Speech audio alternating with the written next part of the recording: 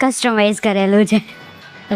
હવે શું કરાવવું છે, મીન્સ કઈ ટાઈપની ટ્રીટમેન્ટ સ્ટ્રેટ લુકમાં જોઈએ છે કે પછી ખાલી હેલ્ધી હેર બનાવવા છે? હેલ્ધી હેર બનાવવા છે પહેલે તો સ્ટ્રેટ લુક નથી જોતું. જોઈએ છે પણ એની હારે હેલ્ધી બનાવવા છે. લે હમણાં જ કપાવ્યા. કેમ કરતે ટ્રીટમેન્ટ કરાવી? અરે ખબર જ નથી કે લગન આવશે ટ્રીટમેન્ટ કરાવી છે કાંઈ નહીં.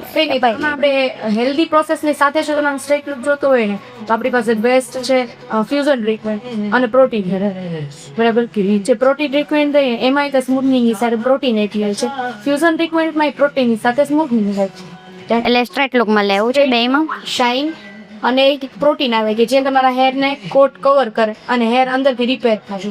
સપોઝ તમારો હેર અત્યારે અહીંયાથી વીક છે તો સ્મૂથનિંગ કરીએ તો ખાલી સ્ટ્રેટ લુક જ આવે, બીજા પછી તૂટી જાય, થોડો હેલ્ધી ન દેખાય, ટૂંકમાં સ્ટ્રેટ દેખાય.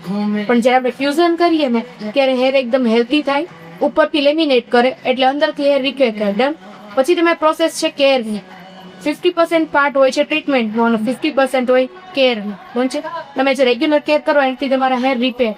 સપોઝ અંદરથી શેમ્પુ માસ્ક યુઝ કરો એટલે અંદરથી ડેમેજ થતા બંધ થઈ છે, ધીમે ધીમે એ રિપેર થાય અને ગ્રો કરે. એટલે સ્મૂથની સાથે સાથે સ્ટ્રેટ લુક જોતું હોય તો એના માટે ફ્યુઝન બેસ્ટ છે. અહીંયા અમારે મોસ્ટલી બધા ફ્યુઝન પર.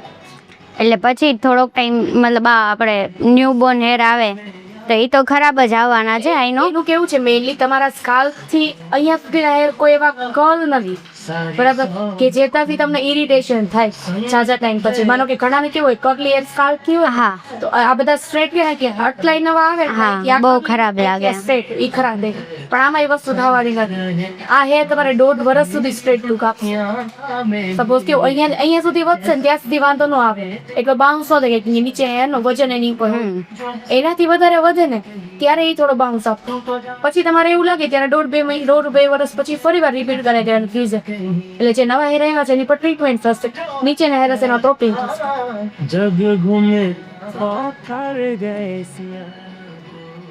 કટ તો કરો યાર તમે.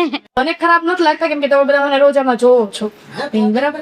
હવે તમે જ્યારે કરાવશો ત્યારે કેવું થાય, અહીંયા જ્યારે કલર ફેડ થાય ને ત્યારે અહીંયા લાઇન્સ દેખાય.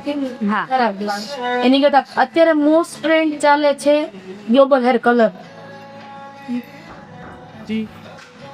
એટલે મોકા બ્રાઉન છે, ચોકલેટ છે, ઓલ ઓવર કલર કરાવે. શું કરવું છે?